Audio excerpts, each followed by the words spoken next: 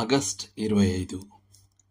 మరియు మృతులను లేపు దేవుని యందే గాని మా యందే మేము నమ్మిక ఎంచకుండునట్లు మరణమగుదుమను నిశ్చయము మా మట్టుకు మాకు కలిగి ఉండెను. కొరింథీయులకు రాసిన 2వ పత్రిక 1వ అధ్యాయము 9వ వచనం. పౌలు ఆసియా ప్రాంతంలో మరణం అంచు నుండి త్రుటిలో తప్పించుకున్నాడు. సరిగ్గా ఏం జరిగిందో మనం ఖచ్చితంగా చెప్పలేం, కానీ అది చాలా తీవ్రమైంది. ఒకవేళ మనం అతనిని జీవమా లేక మరణమా అని అడిగి ఉంటే అతను మరణం అని చెప్పి ఉండేవాడు. దేవుడు ఉపయోగించుకునే చాలామందికి వారి జీవితంలో ఏదో ఒక సమయంలో ఇలాంటి అనుభవం ఎదురై ఉంటుంది. గొప్ప దైవజనుల జీవిత చరిత్రలు వ్యాధుల నుండి, ప్రమాదాల నుండి, వ్యక్తిగత దాడుల నుండి అద్భుతమైన విమోచనలను తెలియజేస్తాయి. కొన్నిసార్లు దేవుడు ఒక వ్యక్తి దృష్టిని ఆకర్షించడానికి ఈ రకమైన అనుభవాన్ని ఉపయోగిస్తాడు.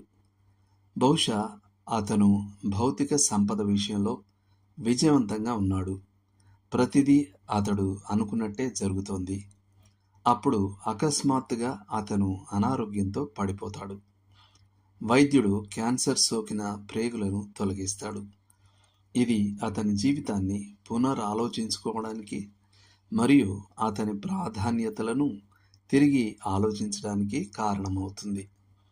జీవితం ఎంత తక్కువ మరియు అనిశ్చితంగా ఉంటుందో గ్రహించి అతను దాని మిగిలిన భాగాన్ని ప్రభువుకు అంకితం చేయాలని నిశ్చయించుకుంటాడు. దేవుడు అతనిని లేపి అతనికి అనేక అదనపు సంవత్సరాల ఫలవంతమైన సేవను ఇస్తాడు. పౌలు విషయంలో ఇది భిన్నంగా ఉంది. అతను అప్పటికే సేవ కోసం తన జీవితాన్ని ప్రభువుకు అప్పగించాడు. కానీ అతను తన సొంత శక్తితో మరియు తన సొంత తెలివితేటలతో సేవ చేయడానికి ప్రయత్నించే ప్రమాదకరమైన అవకాశం ఉంది. కాబట్టి ప్రభువు అతనిని సమాధి అంచుకు తీసుకువచ్చాడు. తద్వారా అతను తనపై కాకుండా పునరుత్థాన దేవునిపై నమ్మకం ఉంచుతాడు. పౌలు ఎదుర్కొనబోయే ఎన్నో క్లిష్ట పరిస్థితులు మానవ శక్తికి అందని విధంగా ఉండబోవటంతో అతడు అప్పుడు దేవుని మహిమను ఇప్పటికే అనుభవించి ఉన్నందువల్ల భయపడకుండా ముందుకు సాగగలిగాడు. ఈ మరణానికి దగ్గరగా జరిగిన అనుభవాలు నిజానికి ఆశీర్వాదాలు. అవి మనం ఎంత బలహీనంగా ఉన్నామో చూపిస్తాయి.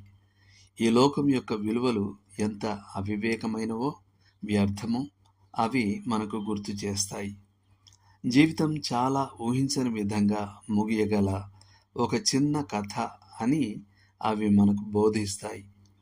మనం మరణాన్ని ఎదుర్కొన్నప్పుడు పగలు ఉండగానే మనలను పంపిన వాని కార్యములను మనం చేయాలని గ్రహిస్తాం. ఎందుకంటే ఎవరు పని చేయలేని రాత్రి వస్తుంది. ఒక విధంగా మనందరికీ మరణశిక్ష మనలోనే ఉంది.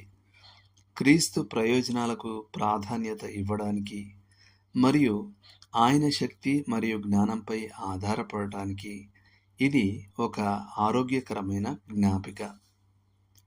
దేవుడు మిమ్మును దీవించునుగాక.